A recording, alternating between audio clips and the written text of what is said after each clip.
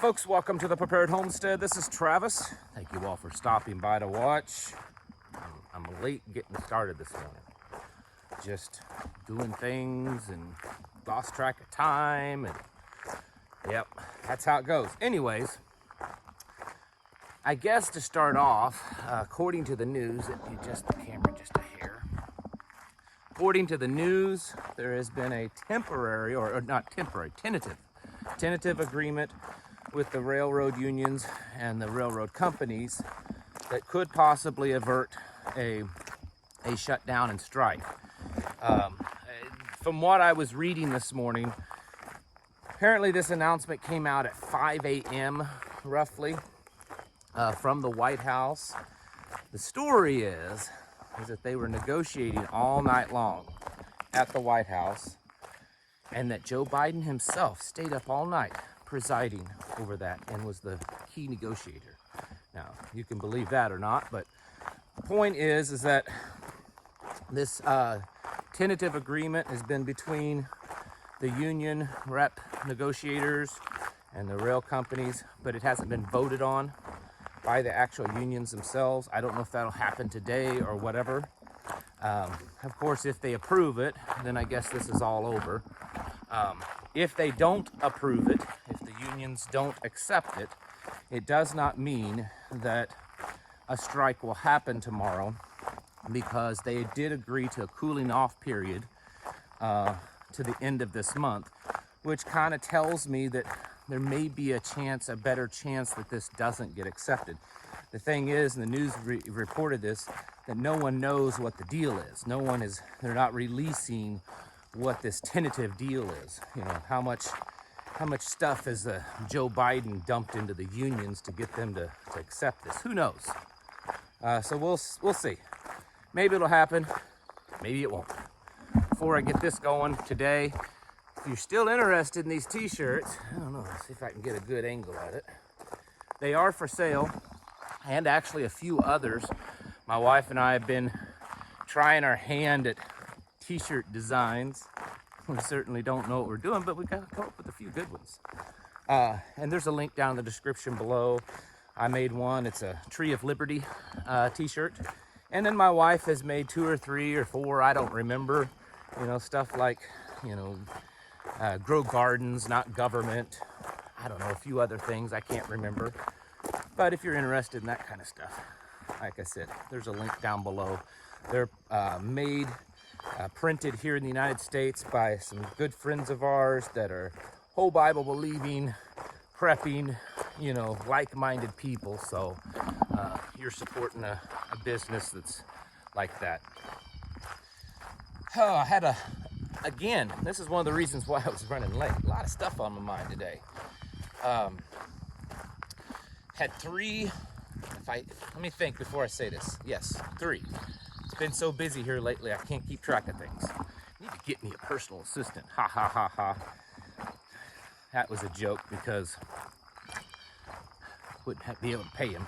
Anyways, had 3 conversations yesterday with 3 different people that they're in the process, whether it's just beginning or getting close to the move, of moving here into the area to kind of be part of our group, our community. So I was talking with them, figuring out what we can do, my wife and I personally, and then the greater local community can do to help them, whether it's figuring out the place to move to, coordinating moving, sending a moving team to them to help them pack up and move here, scheduling work days, that kind of stuff. And that's the kind of stuff we do. I have lost track of how many moving teams that have left here to go help people move back here. I don't know how many. I think there's 1 or 2 people leaving next week to go do that for someone. This is all pretty important stuff. It's important because, well, things are just, they're bozo the clown nuts out there. The world is kind of coming unraveled. It's coming unraveled in multiple different ways. And I think that's the the real sign that things are happening. I mean, many of us are old enough, I'm saying like my age, mid-40s and older, that we have seen and experienced, whether personally or through news reports, of different things happening here in the United States and around the world. Collapses, collapses of government, crashing of economies, and that kind of stuff. But none of us have experienced pretty much a total everything collapse. And that's what we're seeing right now. We're seeing the moral degradation of our society. We're seeing natural events occur that weren't normal. Solar things, flares. We're seeing massive upticks in earthquakes. We're seeing poles and geomagnetic fields changing. We're seeing wars and rumors of wars and supply chains and economic problems. It's just on and on. Political issues. We're seeing a government here in the United States do things that they've never done before. And as much as I consider myself a patriot, I'm not going to get on here and say that the United States has always been squeaky clean. Of course we haven't. We have some really dark parts to our history. But, I was last night and this morning watching and reading, and all this FBI going around and arresting or interviewing or issuing subpoenas to people that supported Trump. I mean, there's some crazy stuff going on there. And I don't know how closely you've been following that, but a lot of these people, they're not, January 6th people. A lot of people think that, oh, well, they were involved in that, and they're just out there collecting evidence from the guys that, took Pelosi's podium. No, that's not what's going on. A lot of these people had nothing to do with January 6th.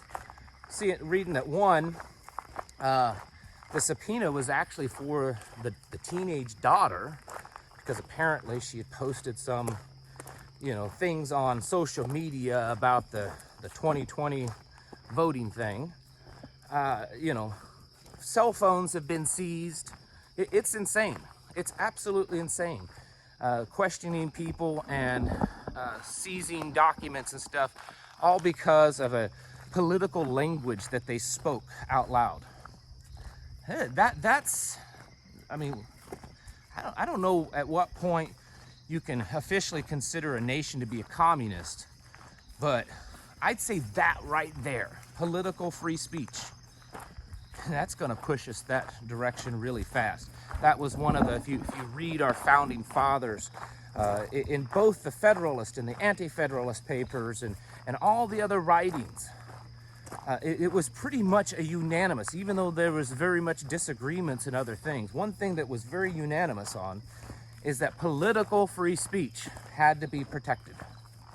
And here we have a nation that they're like a pack of hyenas going after anyone that disagrees with them.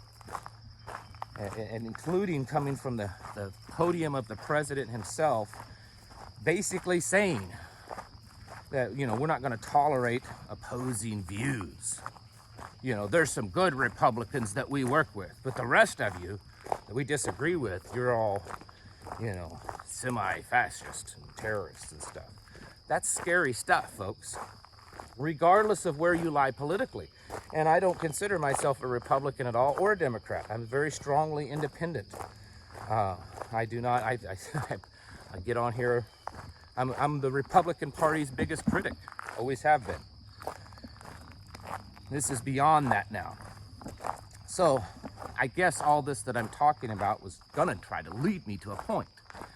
The point is that community building, getting to where we need to be, and working together in those ways is very important. This weekend we're having our community meeting, and it's on Sunday. If you want to know about it, want to go to it, certainly shoot me an email and I'll get with you. But I'm giving a talk on just how to put together small groups, how to organize them, what, on the technical sense, structures and how to establish kind of rules and what the point of having that group is. This is the kind of stuff we need to be working on. In our meetings, and as many of you know, they're quite large, you know, anywhere from 175 to 250, and we've had a few 300 days that we've had around 300 people. But out of that bigger meeting, we call it a community of communities. There's several smaller groups that are kind of represented there.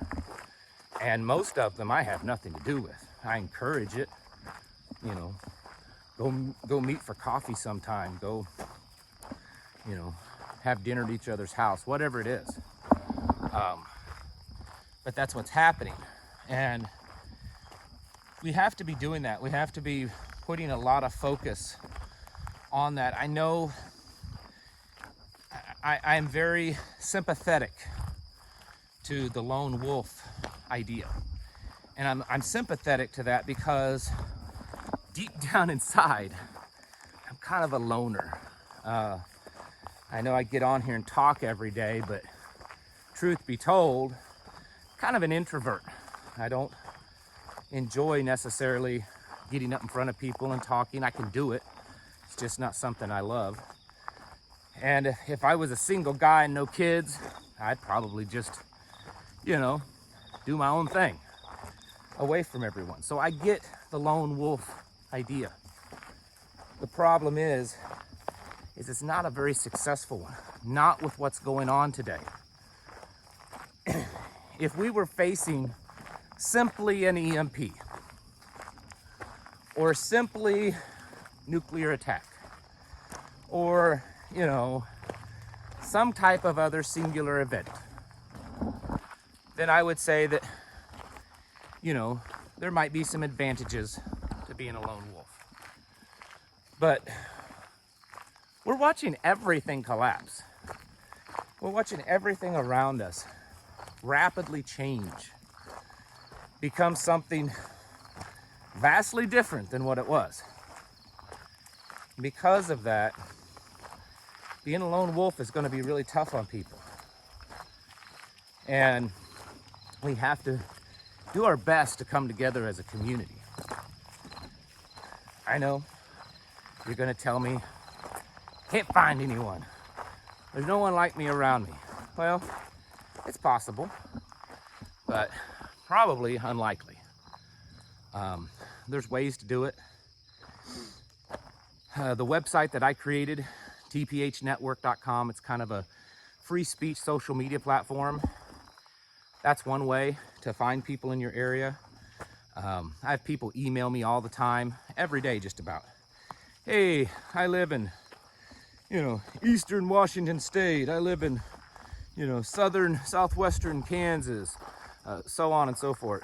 Are there any people around me? Well, I don't know, but I do keep track of those emails. And when I am able to make connections, and it's a lot, so I'm sure there's people that slip through the cracks. I try not, but I'm just one person. I try to make connections as often as I can. There's other resources, Viking Preparedness, and I have no problem promoting other people. I don't think that any of these other YouTubers are competitors. Viking Preparedness has a Patreon page. I think you can sign up for just $1 a month, and he has every month he posts a thing on there, and everyone that has local meetings gets on there and they announce it. And there's dozens on that, so all over the country. So that's another way. There's a few others. I think Bear Independent has some kind of message forum that you can join, and kind of the same kind of thing. There's others that do this. There's a few other prepper websites. The point is that it may take a little work, but you can find other people. And if moving is what you want to do, then you probably should get on that as soon as possible. You may have to downsize. There are people that live in our area that come to our group, that's in our community, that have moved over the last year or two, and they moved away from big, beautiful homes. I mean, homes that I would consider like mansions. Nice cars, nice jobs. And they live in a, you know, 500-600 square foot little cabin now or an RV as they're building their cabin or something. There's sometimes you have to make sacrifices, because I believe a big problem that this nation is facing, it's not that we're going through all this global end times collapse. It's the fact that we've been too privileged for too long. Many other people have spoken about this, about how the weakness, that the good times have created weakness. And that's absolutely true. And that is going to be America's biggest danger. For the last century and a half, most of the rest of the world has gone through and somewhat experienced really bad times in some way or shape or form. The United States, you know, we had the Great Depression, and yet definitely that wasn't very good for people. But I mean, it wasn't, you know, Venezuela hyperinflation or turkeys or Ethiopia or what some of the other countries that's gone through real bad economic problems. So America has had the privilege of being so big and so wealthy that it's really insulated us from a lot of catastrophe. We've not had any real invasions on our soil in over 200 years. And because of that, it's made things pretty easy, and it's made Americans kind of weak. So when it does happen, and I think it's going to hit hard, you know, the old saying, the bigger they are, the harder they fall. Yeah, I think that's going to be true in this case. And the stories, there was actually, speaking again of TPH Network, a gentleman that I've met personally. I know him personally. He's a good guy. One of the elders in our community that's experienced a lot in life. I'm going to tell you a bit of his story. He was back when Romania was under communist control, and they were the last bit of communism in Eastern Europe. It was really bad there. If you look at stories, I've actually had a few people email me that are former Romanian that lived there through all that. And they've emailed me the stories that they went through growing up.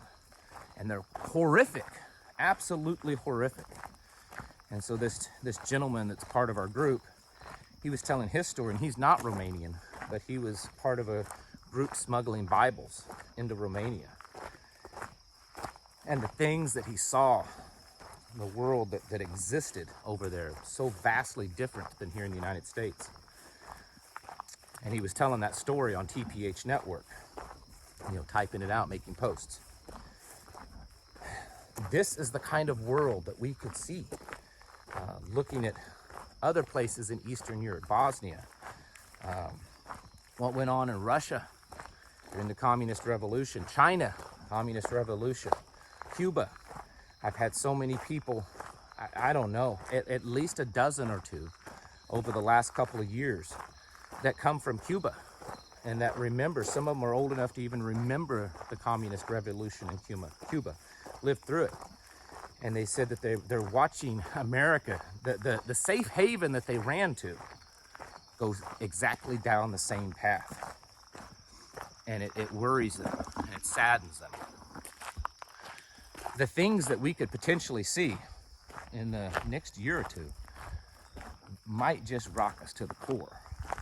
And so, along with our physical preps and getting ourselves spiritually, making ourselves to be spiritual warriors, we need to have each other.